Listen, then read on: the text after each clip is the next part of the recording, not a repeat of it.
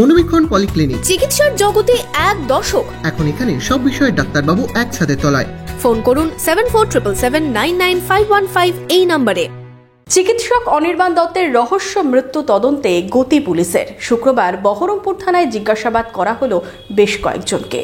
আপনার আনন্দে আমাদের উদযাপন, বিয়ে হোক বা পার্টি, বহরমপুরে এবার luxury banquet hall at golden retreat. জেলায় একমাত্র পিলারলেস ব্যাংকোয়েট, আছে স্পা, সালন, ক্লাব মেম্বারশিপের সুযোগও। বহরমপুর শিল্প তালুকে গোল্ডেন রিট্রিট।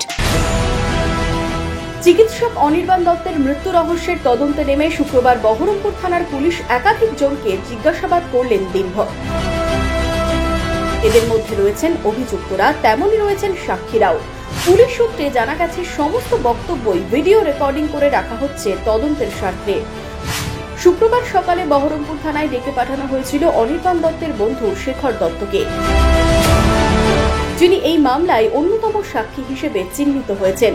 থানা থেকে বেরিয়ে তিনি জানান, যেদিন অনির্বাণ দত্ত মারা যায় সেদিনকার ঘটনাবলী আমি যেমন দেখেছি সেটা জিজ্ঞেস করলো, আমার সাথে অনির্বাণের সম্পর্কের পরিপ্রেক্ষিতটা জিজ্ঞেস করলো। যেহেতু আমার কাছে থাকতো অনির্বাণ, একটা অনেক সময় মধ্যে আমার বাড়িতেই থাকতো, আমাদের ল্যাবেও যেত, থাকতো ওখানে, এইগুলো তার বিভিন্ন ডিটেইল জিজ্ঞেস করলো আমাকে।